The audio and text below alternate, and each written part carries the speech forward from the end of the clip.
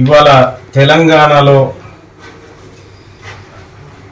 సంచలనంగా మారుతున్నటువంటి బీసీ ఉద్యమం ఏదైతే ఉందో, ఈ బీసీ ఉద్యమంలో బీసీల హక్కుల సాధన కోసం 42% రిజర్వేషన్ కోసం, కాస్ట్ సెన్సస్ కోసం ఇవాళ బీసీ నాయకులు ఆమరణ నిరాహార దీక్ష చేస్తూ ఉన్నారు. అంటే ఎలాంటి ఆహారం తీసుకోకుండా చనిపోవడానికి కూడా సిద్ధపడి ఇవాళ నిరాహార దీక్షలు చేస్తూ ఉన్నారు. దేశన్న కానీ మనోళ్ళందరూ చేస్తూ ఉన్నారు. వాళ్ళది వీళ్ళ నుంచి పుట్టిన డిమాండ్ కాదు. కాంగ్రెస్ పార్టీ తనకు తానుగా నిర్ణయించుకున్నటువంటి ఒక అంశం. 42% రిజర్వేషన్ అమలు చేస్తూ బీసీ డిక్లరేషన్ను ప్రకటిస్తూ మా నాయకుడు, మా ఫ్యూచర్ ప్రధాని రాహుల్ గాంధీ గారు డిక్లరేషన్ను ప్రకటించడం జరిగింది.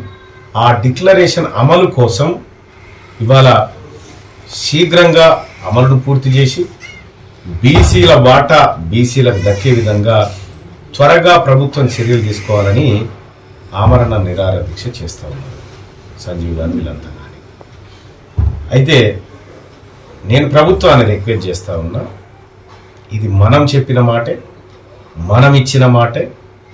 అతి త్వరగా ఈ బీసీ డిక్లరేషన్ హామీలను అమలు చేస్తూ బీసీలకు ఇచ్చిన మాట నిలబెట్టుకోవాల్సినటువంటి అవసరం మన మీద ఉంది. మన కాంగ్రెస్ పార్టీ ఎన్నికల మేనిఫెస్టో, ఆ మేనిఫెస్టోలో అధికారంలోకి వచ్చిన 6 నెలలలోపే కులగణన చేసి 42% రిజర్వేషన్ను బీసీలకు అందిస్తామని చెప్పడం జరిగింది. సో ఇది రాహుల్ గాంధీ గారి మాట. కాబట్టి ఈ మాటను నిలబెట్టుకోవాల్సినటువంటి అవసరాన్ని కాంగ్రెస్ పార్టీ కూడా గుర్తిస్తూ ఉంది.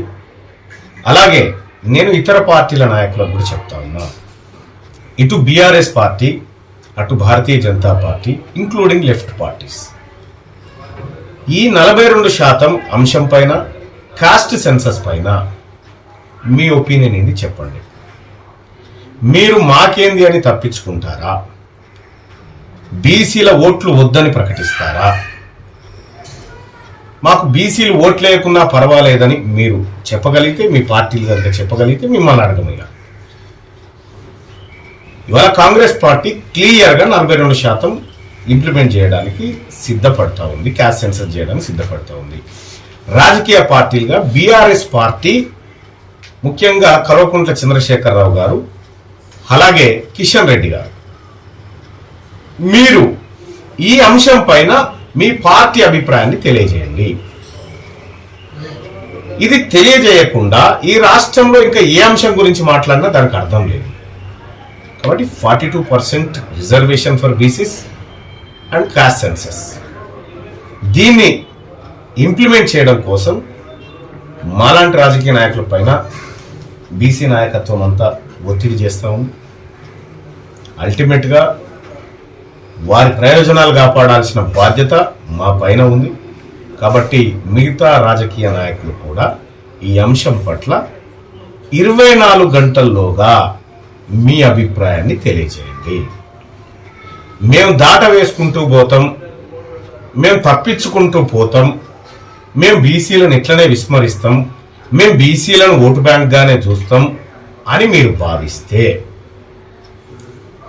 రాజకీయ సమాధి తప్పదు. ఇవాళ బీసీలు తెలంగాణ రాష్ట్రంలో పూర్తి చైతన్యవంతమైనరు, జరిగిన పరిణామాలను దగ్గర నుంచి గమనించారు. కాబట్టి ఇవాళ మీ అభిప్రాయాన్ని తెలియజేయండి. అలాగే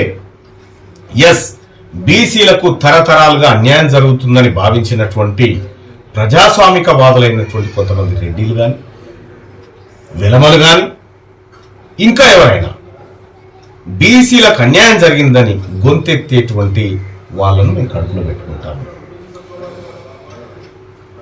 ఇక్కడ కేవలం బీసీలను అనగదొక్కి బీసీలను కేవలం ఓటర్లుగా, ట్యాక్స్ పేయర్లుగా చూసేటువంటి వ్యక్తులు ఎవరైతే ఉన్నారో మీకు ఒక రకమైనటువంటి హెచ్చరిక కూడా జారీ అవుతా ఉంది. మీరు రాజకీయంగా బతికి బట్ట కట్టాలంటే ఫస్ట్ ఈ అంశాన్ని తేల్చండి.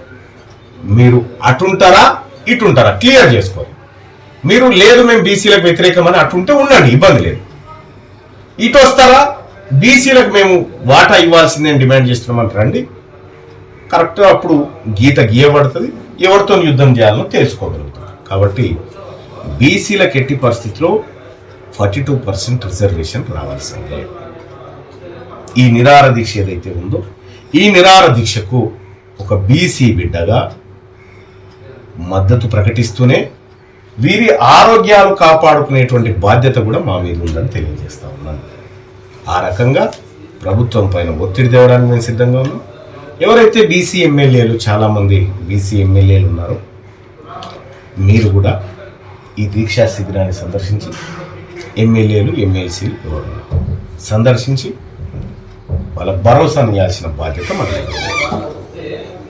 సో ఆ రకంగా బీసీలకు న్యాయం జరిగే వరకు జరుగుతున్నటువంటి పోరాటంలో భాగస్వాములు అవుతున్నందుకు సంతోషిస్తున్నాను. జై బీసీ, జై బీసీ. సాధిద్దాం 42% రిజర్వేషన్, సాధిద్దాం సాధిద్దాం సాధిద్దాం కుల జనగణన, సాధిద్దాం సాధిద్దాం. జై బీసీ, జై బీసీ.